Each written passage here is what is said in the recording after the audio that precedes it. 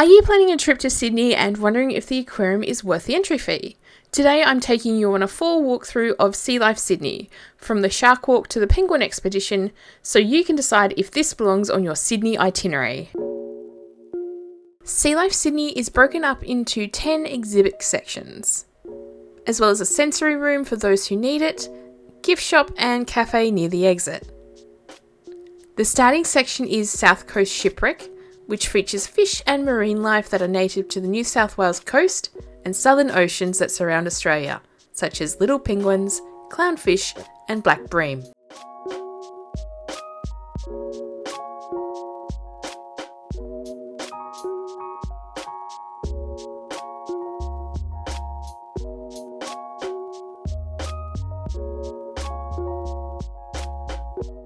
Sea Life Sydney is open between 9 a.m. and 6 p.m. with last entry at 5 p.m. Opening hours can vary though, so it's worth checking the Sea Life Sydney website for more information.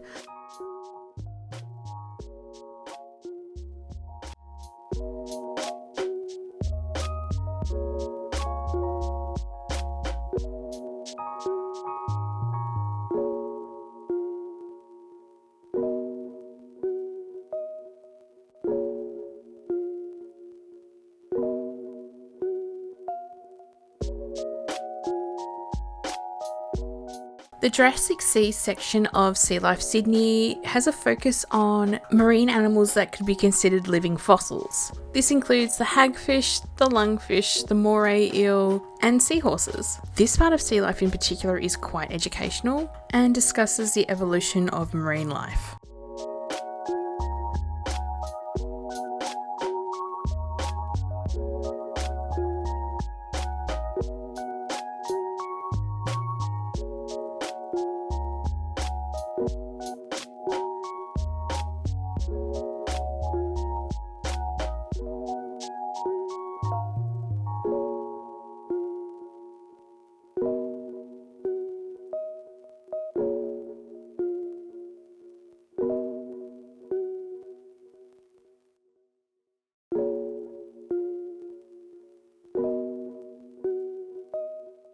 There is also a rockpool section at Sea Life Sydney. This is to help kids and people that may not know a lot about the coastline of Australia, what creatures live here, and how to keep yourself safe around some of the more dangerous ones.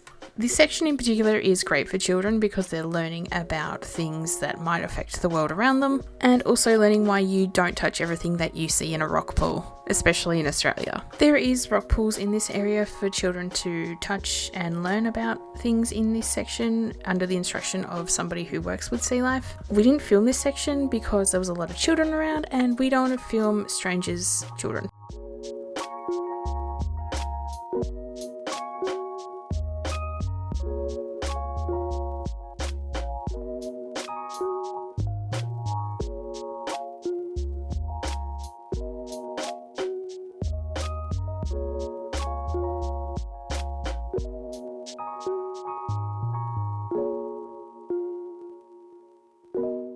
Dugong Island has two sections, the lower level which is comprised of 2 tunnels, and a higher level where you're able to view the tank from a raised platform. Jigong Island is also home to Pig the Dugong, and as you're walking around this section you can learn a lot more about Pig and their story. The Jigong Island tank is also home to white-spotted eagle rays, bamboo sharks, blue tangs, and several other species of fish. The lower level of Dugong Island allows people to walk through the tank and be surrounded by fish and sea life on all sides. This part of Sea Life Sydney is incredibly popular, and occasionally while we were there was a couple of bottlenecks. But take your time, make sure you slow down and experience everything that Dugong Island has to offer.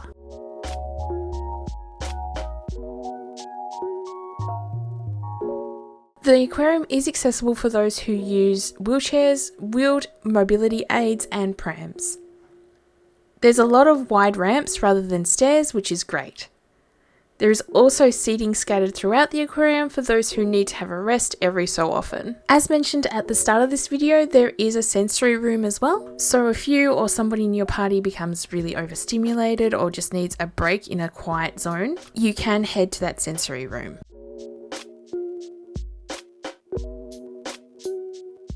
As well as walking through Sea Life Sydney, there is other experiences that you can pay additional fees to enjoy, such as diving into the shark tank, doing a behind the scenes tour, or meeting the penguins. Pricing and more information about all these experiences is available on the Sea Life Sydney website.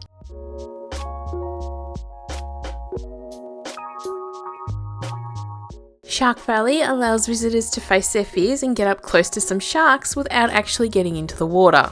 This section of Sea Life Sydney has grey nurse sharks, wobbegong sharks, smooth rays, and much more. The sharks are very fascinating to watch. Grey nurse sharks are generally considered docile and reasonably harmless to humans. They have the nickname Labrador of the Sea and are pretty placid as far as sharks are concerned. Shark Valley, much like Dugong Island, you are walking through 2 tunnels, so you get to see the sharks and other creatures in this tank from all angles.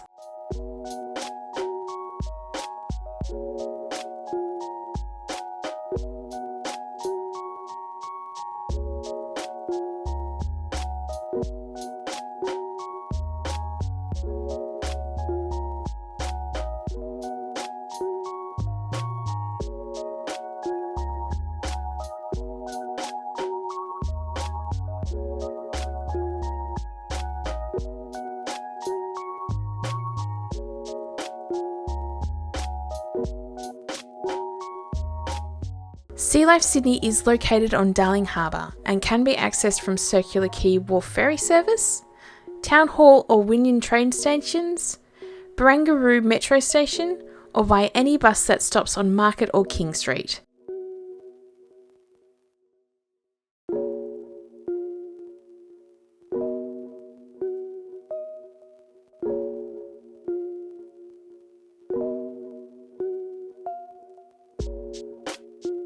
The next section of Sea Life Sydney is the Penguin Expedition. This is home to colonies of king and Gentoo penguins. Both species of penguin are normally found in and around Antarctica. There is a Penguin Expedition boat ride, which is free to go on, but it does sometimes break down or is not available, so it's definitely an on-the-day thing, and it's not something that you can book. The great thing about the Penguin Expedition section is that the penguins are quite close to you on the glass, so when they're sitting on the ice, and also there is a swimming section so you can see them playing in the water.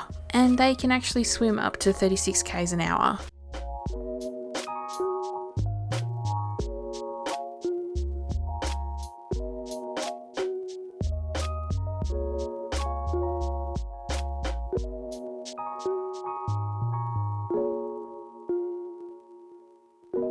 Sea Life Sydney does do talks and feeds during the day, so if you would like to catch one of those, make sure you check the website to see if they have their times up, or when you get there you can scan a QR code and it will give you the available information for that day.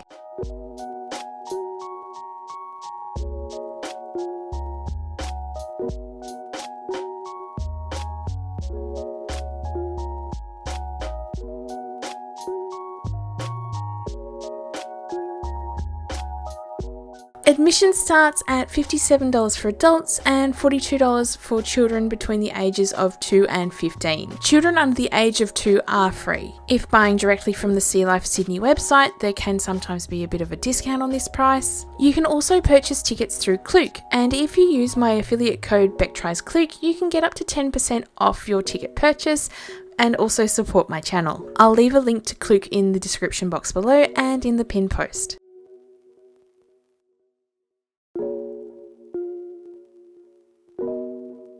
Whilst Sea Life Sydney is a little bit more expensive than the aquariums that we've been to in Japan, the experience is worth it. You get to learn more about the marine creatures that live on the Australian coast or in the southern seas closer to Antarctica, and you can take your time. You don't feel rushed even if a section is busy. I do recommend spending about 2 to 3 hours at Sea Life Sydney so you don't feel like you're in a constant hurry to get through and get to the next thing that you've planned for the day.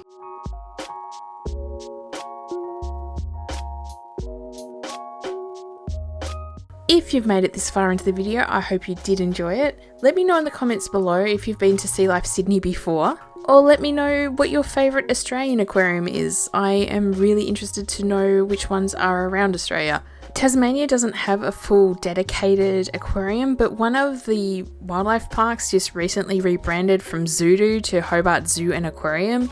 And a quick look at their website does show that they have like a section that is underwater animals. So if you'd like to know more about that, or you want me to do a video about that, let me know in the comments below as well. If this video has you interested about other aquariums, especially aquariums in Japan, there is a couple of videos that I've linked to on the side, so check them out. Thank you very much for watching, and I hope you have a wonderful day.